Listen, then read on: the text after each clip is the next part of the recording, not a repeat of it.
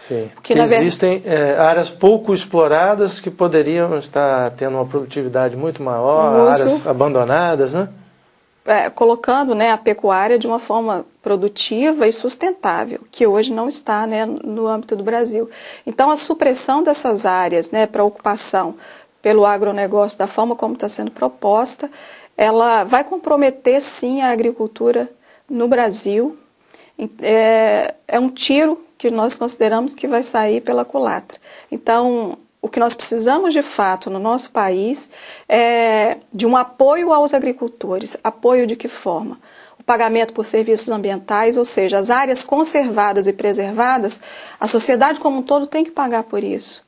Em países desenvolvidos nós já temos isso. Então, é o pagamento por esses serviços ambientais prestados pelos agricultores. Que eles tenham uma remuneração pela conservação desses espaços. Como é feito aqui, até inicialmente... o Estado do Espírito Santo saiu, né, já na frente com esse projeto, o pagamento por serviços ambientais. Já atingiu algumas cidades no sul, agora foi para o norte. A ideia é que isso se amplie, que o recurso do royalties, que é sustentado em cima de recurso não renovável, possa ser destinado para isso, porque o royalties do petróleo nós temos um tempo para terminar. E aí nós podemos estar usando esses recursos ambientais, né, do royalties, para reinvestir na agricultura sustentável.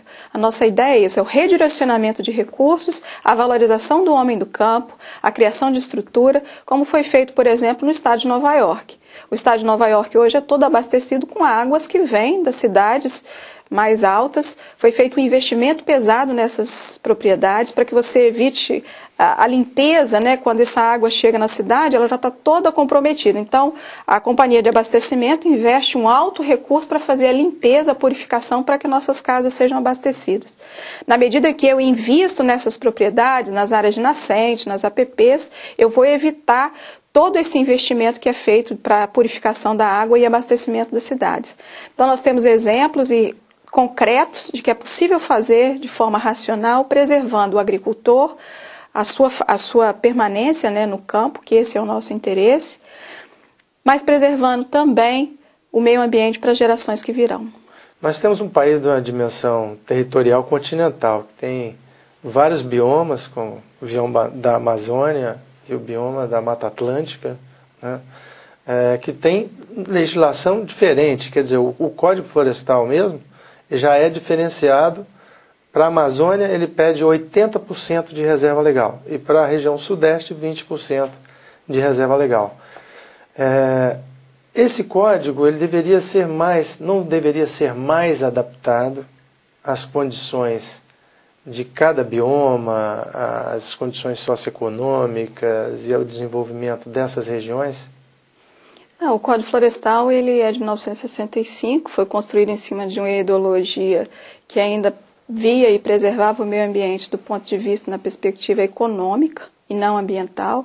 Então, a alteração, as propostas de mudança, elas são admissíveis, mas construídas em cima de parâmetros científicos para tornar o instrumento, né, legal ainda mais eficiente. Não uma alteração que se pretenda a supressão, o uso das áreas de reserva legal, por exemplo, com exóticas, porque se você pensar num bioma Mata Atlântica e você substituir o bioma Mata Atlântica com sua riqueza e diversidade por exóticas, você vai comprometer todo um ecossistema. Então, esse tipo de construção é que para nós é inadmissível. Talvez não seja agora o momento, mas uma área de reserva legal, nos módulos das propriedades rurais do Espírito Santo, por exemplo, e que são boa parte da região sudeste, elas normalmente não ultrapassam 30 hectares, o módulo rural nosso, a maior parte das propriedades rurais. E uma área de reserva legal de 20% de 30 hectares, são 6 hectares, ainda é muito pequena, às vezes, para ter a sobrevivência daquele módulo, por conta do efeito de vento, efeito borda, e a falta de integração com uma área maior, às vezes para a sobrevivência das espécies, principalmente mamíferos, né, que garantem o equilíbrio daquelas áreas. Então, muitas vezes, essa área poderia se concentrar num corredor ecológico, talvez fosse mais eficiente para pequenas propriedades. Com certeza, você tem toda a razão, mas o próprio Código Florestal já prevê isso, né? Respeitando a microbacia, você pode compensar isso em outras áreas. O artigo 44 já tem essa previsão. E o manejo sustentável também da reserva legal é possível. Então, assim, a legislação no formato atual, ela já sofreu algumas alterações que permite esse uso, vendo, né, e tratando com um diferencial as pequenas propriedades. Você tem a isenção para o georreferenciamento, quer dizer, o próprio órgão estadual deve fazer isso sem custos. O cartório não pode cobrar. Você pode depois trabalhar com a isenção tributária dessas áreas. Você pode, né, através de uma política de Estado, oferecer o pagamento pelos serviços ambientais. Então já existe uma construção para adequar essa legislação e permitir a proteção ambiental sem desconsiderar o homem do campo e o seu valor para sua permanência. Agora, uma das coisas que se observa na prática é que essas medidas nem sempre estão ao alcance do proprietário rural, né? Cada processo desse leva um tempo muito grande para tramitação, quer dizer, não é uma coisa automática, né? As pessoas não conseguem esses benefícios do produtor de água, ou então até mesmo essas averbações em tempo que normalmente seria necessário, né? Nós temos uma experiência que está sendo desenvolvida, o Estado de Minas Gerais, com o Ministério Público, Secretaria de Meio Ambiente, Agricultura, Cartório, eles se reuniram e fizeram um termo de cooperação para auxiliar, né, aquele que quer cumprir a lei. Então, já sistematizaram isso num termo de cooperação e estão conseguindo a averbação num processo célere.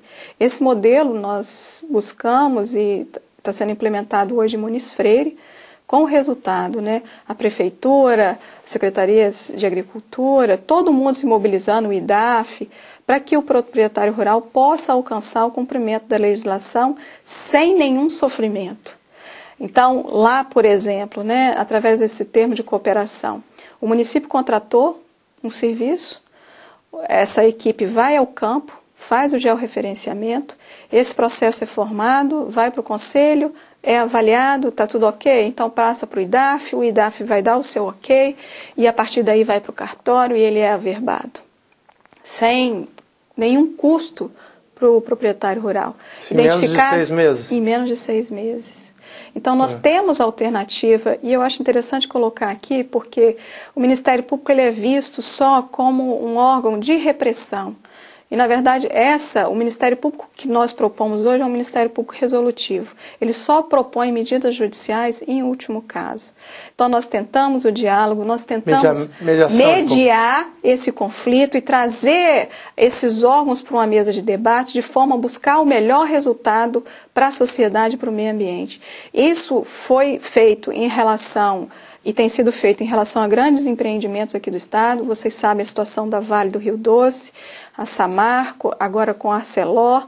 Essa semana estive em Linhares, porque estava tendo um problema sério em relação a Sucos Mais.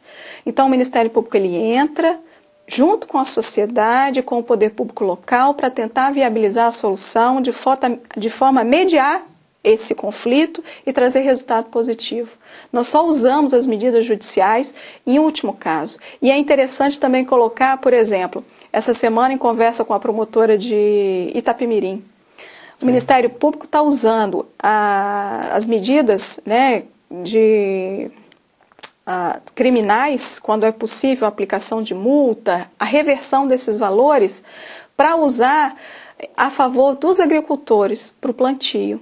Então, esse valor da multa vai ser revertido para compra de muda, dos insumos necessários.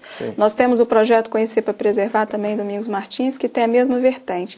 Então, usando a estrutura hoje, né, Ministério Público e Judiciário, para tentar também contribuir para a melhoria e para essa visão nova que a gente quer da agricultura aqui no Estado do Espírito Santo.